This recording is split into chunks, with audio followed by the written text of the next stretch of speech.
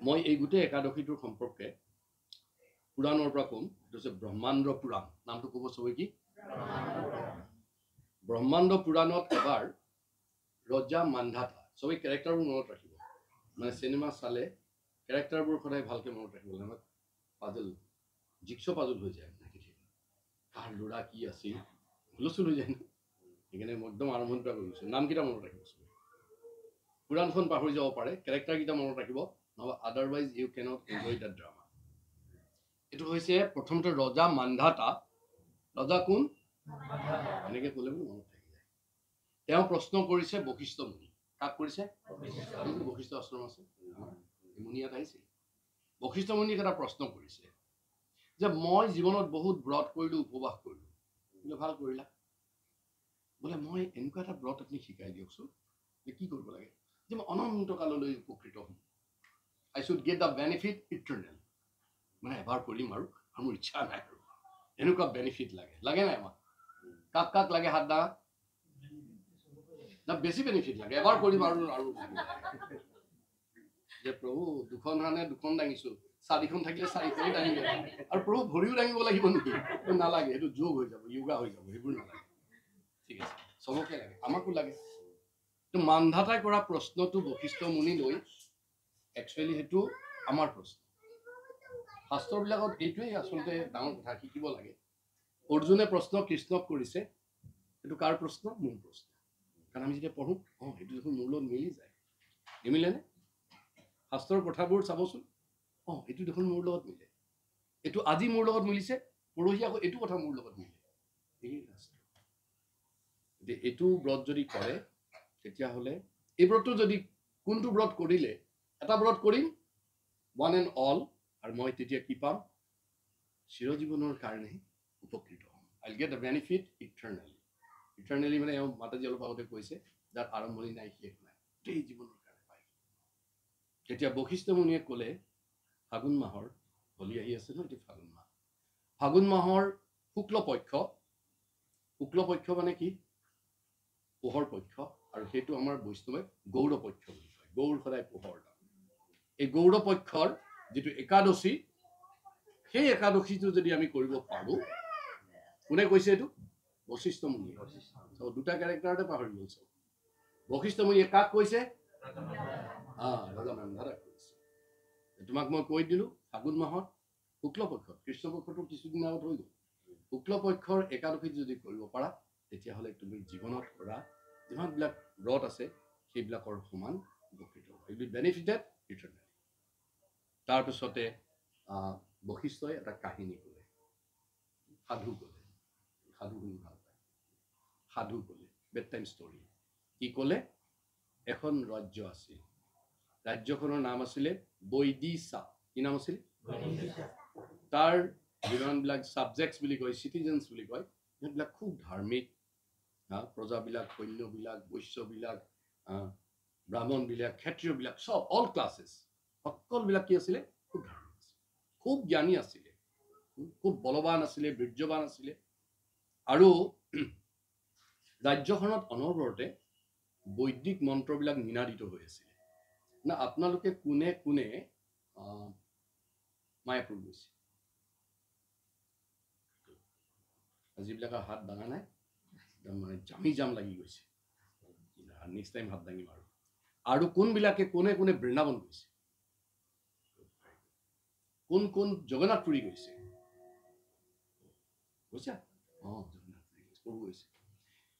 এইবিলাকত গ'লে চাব, ৰাতিপুৱা যদি আপুনি চাইকেল এখন লৈ বা খোজকাঢ়ি ওলাই যায়, চবতে টিটিং কাটাং কিবা কিবি বাজি থাকে। কিন্তু কাৰোবাৰ ঘৰত কিবা মন্দিৰত বাজিছে, ক'ৰবাত কিবা অন্য ধৰণৰ বাজিছে, এনেকৈ বাজি থাকে। এইটো হৈছে কি? গোটেই এটমস্ফিয়াৰটো কি হৈ থাকে?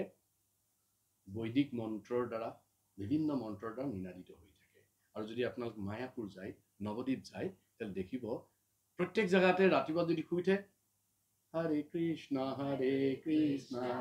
কৃষ্ণ কৃষ্ণ হৰে হৰে, হৰে ৰাম ৰাম ৰাম হৰে হৰে। দেখিব এই বেংগলীয়ে গাইছে, অসমীয়াই গাইছে, বিহাৰীয়ে গাইছে, আমেৰিকানে গাইছে, ইটালিয়ানে গাইছে, ইমান ভাল লাগে ন?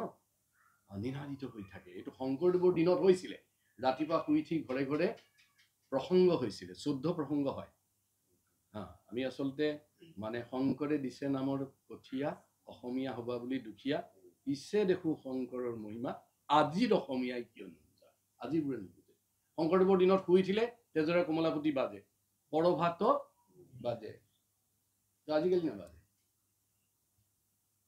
এইটো বেয়া কথা সেইটো অৱস্থা আছিলে সেইখন দেশত মানে চবতে কি বাজি থাকে ধুনীয়া ধুনীয়া ভজন বাজি থাকে নিনাদিত হৈ আছিল সেই দেশত ৰাজ্যখনৰ নাম কাৰ কাৰ মনত ৰ'ল বৈদিশা কি নাম তিনিটা গৈছে মাত্ৰ আৰু বহুত আছে মনত ৰাখিব মান্ধাতা বশিষ্ঠমুনি ভেৰি গুড আৰু বৈদিশা এই বৈদিশা ৰাজ্যৰে চন্দ্ৰবংশীয় এজন ৰজা আছিলে তেওঁৰ নাম আছিলে চিত্ৰৰথ কি নাম আহি আছে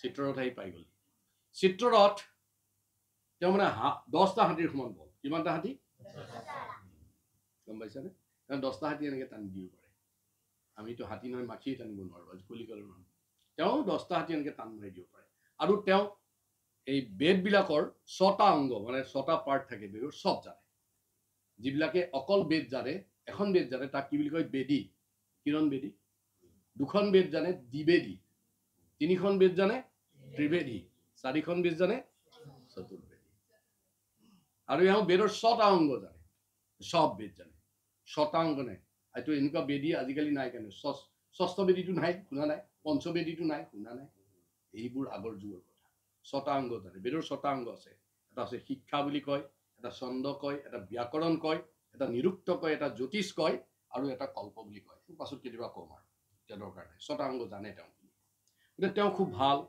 আৰু তেওঁ এনেকুৱা ধাৰ্মিক আছিলে ইমান বিষ্ণুপৰায়ণ আছিলে তেওঁ গোটেই ৰাজ্যৰ মানুহবিলাক তেনেকুৱা আছিলতো তাত মহামাৰী বোলা বস্তুটো নাই তাত কৰোণা নাই তাত দুৰ্ভিক্ষ নহয় বান নহয় শুকাই নাযায় ফুল ফল জাতিষ্কাৰ হৈ আছে খুব সুন্দৰ গতিকে এবাৰ এই যিজন ৰজা কি নাম ৰজা চিত্ৰৰথ সেইকাৰণে ক'ব লাগে এবাৰ নামটো কি চিত্ৰৰথে এবাৰ ফাগুন মাহৰ অহাকালিলৈ যিটো একাদশী হ'ব সেই একাদশী কৰিবৰ কাৰণে এনাউন্সমেণ্ট দিলে কি দিলে এনাউন্সমেণ্ট দি দিলে আগৰ দিনৰ এনাউন্সমেণ্ট মানে আৰু টিভিটো নাই তেতিয়াৰ দিনত কি আছিলে এই এনেকুৱা মুখৰ ওচৰত পেপা নিচিনা বস্তু এটা আছিলে আপোনালোকে মানে গাঁওবিলাকত আগতে আছিলে কাগজৰ নিচিনা এটা থাকে এইটো মুখৰ এনেকৈ চিঞৰি দিয়ে শুনক শুনক শুনক এনেকৈ চিঞৰে চব গোট খাই যায় কি হ'ল ৰজাই কৈছে ৰজাই মেহমান পঠাই দিছে এনেকৈ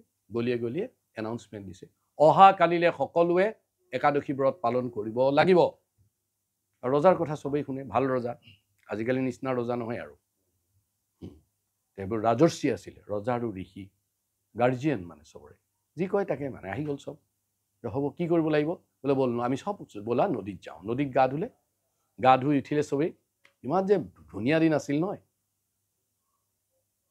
আমাৰ লগত এনেকৈ থাকিলে আমি আগতে এনেকৈ মানে কি কৰিছিলোঁ আমি এইটো ভীষ্ম পঞ্চক এটা আছে বছৰত 5 দিন আহে ৰাতিপুৱাই পৰা ব্ৰহ্মপুত্ৰত গা ধুব যাওঁ চব যাওঁ বিৰাট ভাল লাগে আৰু ধুই পেলাই ভীষ্ম তৰ্পণ কৰোঁ ভীষ্ম পঞ্চকৰ দিনত 5 দিন মোৰ লগত থাকিলে নেক্সট ইয়েৰ কৰিম আমি চবে চব আহিম এনেকৈ একদম ধুনীয়াকৈ নাৱত বহি ল'ম লৈ পেলাই অলপ অলপ পানী ছটিয়াম তাৰপিছত আৰু আমাৰতো মানে ইস্কন মানে তাত দুটা বস্তু খুব প্ৰসিদ্ধ প্ৰবচন প্ৰসাদম কথা ক'ব আৰু খাব লাগে আৰু পাৰিলে অকণমান নাচিব লাগে চেণ্ট ডেন্স এণ্ড বি হেপী তাৰপিছত কি হ'ল ৰজাই ক'লে চবেই গা ধোৱা